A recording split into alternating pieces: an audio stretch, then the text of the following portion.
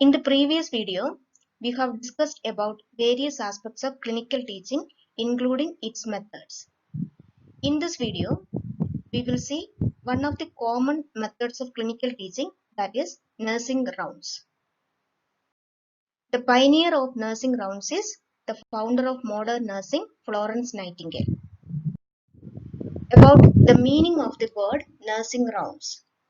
It is a procedure in nursing education and later in nursing practice in which one or more visits to a hospital patient are scheduled by two or more nurses to coordinate care, troubleshoot, respond to patient needs, and share insight. It is a teaching learning method used in nursing education and also in nursing practice. Here, one or more visit by two or more nurses to a hospital patient is done. It is done with the purpose to coordinate care, to troubleshoot, respond to patient needs, and share insights. This is the image of nursing rounds in the earlier period. Nowadays, there are different types of rounds according to the healthcare providers involved. Rounds with the physician, rounds with the social workers, with the psychologist, with the physical therapist, and with the nurses. Coming to types of nursing rounds. Nursing rounds are given separate name according to the purpose. Information giving rounds, instructional rounds, and problem solving rounds are the main types of nursing rounds. In information giving rounds, all the staff of the unit are get acquainted with all the staff in the division. In instructional rounds, a nurse teacher or head nurse teach about something to her staff or to a group of students. In problem solving rounds, the nursing staff learn to conduct initial interview, make assessment of patient need, and identify nursing care plan. The nursing rounds are conducted by head nurses with a team of her staff, or it can be conducted by nursing teacher for her students. Coming to the various purposes for conducting nursing rounds. The purposes can be related to recipients of care, or the purposes can be related to providers of care.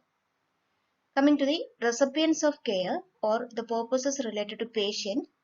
Number one, to observe the physical and mental condition of the patient and the progress made by the patient day by day. Do specific observation of the patient and give report to the doctor regarding something. For example, specifically observe the condition of the wound and give report, or the drainage of the wound, or also about the bleeding of the wound after surgery. So to observe specifically about something in the patient and to give report, rounds are conducted. Also, to introduce the patient to the person and vice versa, rounds are conducted.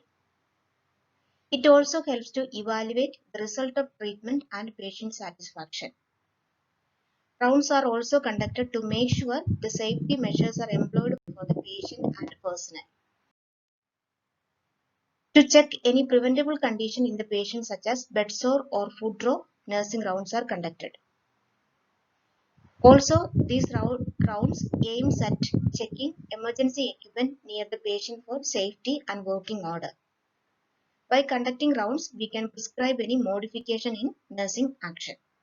These are the some important purposes for the patient behind the nursing rounds. Coming to the purposes related to staff or student. First one, to orient the nurse or student in taking charge of the patient. Before taking charge of a patient, the nurse or the student have to be oriented with him or her so that she can provide appropriate care. So that is one purpose related to staff or student. Second, nursing rounds are conducted by supervisors to observe the work of the staff. Also, rounds are conducted by nursing teachers to teach her students about specific condition. Also, to compare the clinical features of disease in a patient as well as in the book so that the students will get more insight. Coming to examples of or some of the situation where nursing rounds can be conducted. One of the example is demonstration of symptom. For example, to observe dyspnea or to compare the features of dyspnea in the book and the patient, rounds can be conducted. Or to clarify some signs such as anemia or pallor, or to observe the effect of drugs like allergic reaction or sedative effect. Some factors have to be kept in mind by the presenter before conducting or before planning nursing rounds. If the nurse teacher conducts a rounds for the students, she has to definitely consider the previous clinical experience. Then, the presenter should conduct the rounds when interruptions in the ward are minimum or distraction in the ward are minimum. The best time is selected after the medical rounds or after the visiting hours, before patient resting hours or before the meal time, etc. So proper time or a calm and quiet time should be selected to conduct the rounds. Then definitely the patient or family consent have to be taken. The group size also have to be determined. The nursing rounds involve three important phases. Number 1, planning, 2, implementation, and 3, evaluation. About the first phase, that is planning phase. In this phase, the presenter, whether it may be the head nurse or the nurse teacher, select the patients in advance. Then she should plan the rounds such that it should not last longer than 1 hour.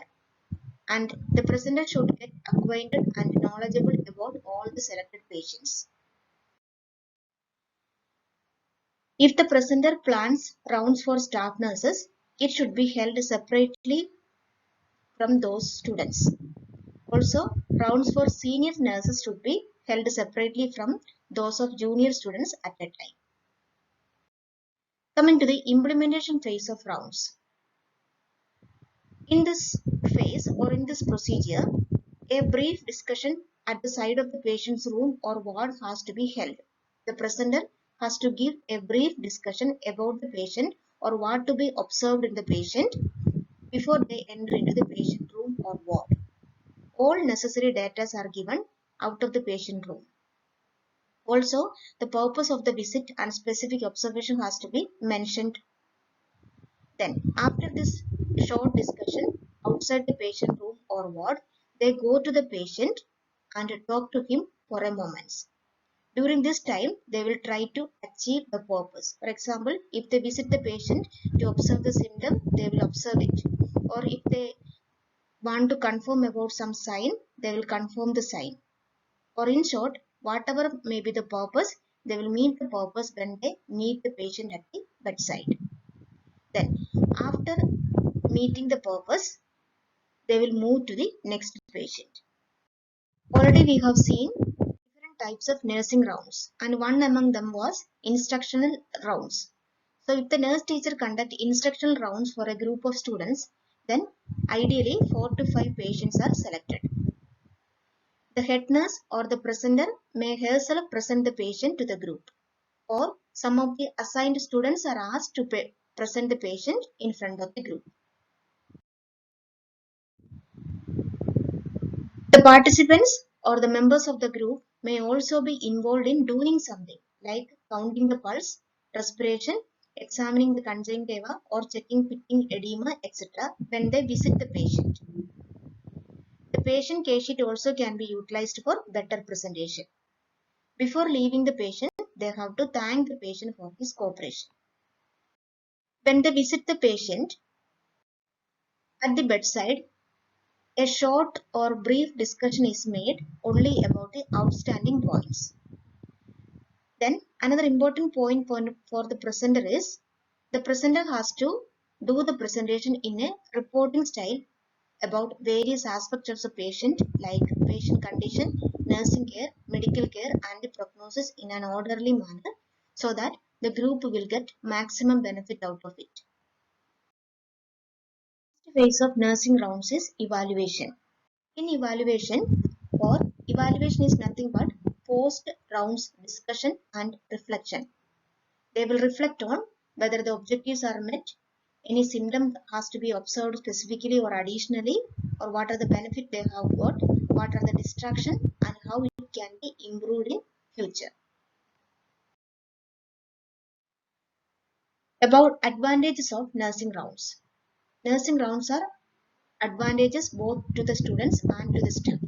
Considering the benefits to the students, it can test the knowledge of the students and their acquaintance with all the staff on the floor. It is a real life teaching learning method for the students. They can develop nursing skill. It also helps to orient a new nurse or a student to the patient. About the benefits for staff, it helps in the evaluation of nursing activity by the staff, and also the hurdles faced by the nurse in giving nursing care can also be appraised. About the disadvantages of this method or about the limitations of this method. Number one, hampered confidentiality of the patient. We have told already the presenter have to introduce the patient or have to conduct a brief discussion about the patient condition outside the patient room or outside the ward. This time, some visitors or family members or patient himself can overhear the conversation about him. This may hamper the confidentiality. Then, if the group is very large, attention is difficult to maintain. Then there may be distractions in the ward even if the rounds is planned in very quiet time in the ward. An unprepared nursing round has little teaching learning value. Then, of course, the value of nursing rounds depends on the quality of presentation by the nurse teacher or the head nurse. Nursing rounds cannot be a haphazard procedure. Instead, it requires careful planning. All the three phases have to be planned. The bedside discussion about the patient during the rounds may be uncomfortable and it may cause anxiety to the patient. Definitely, it is a time-consuming procedure. We have already told that the presenter should plan the time so that it should not last longer than 1 hour. This is all about nursing rounds. Thanks for watching.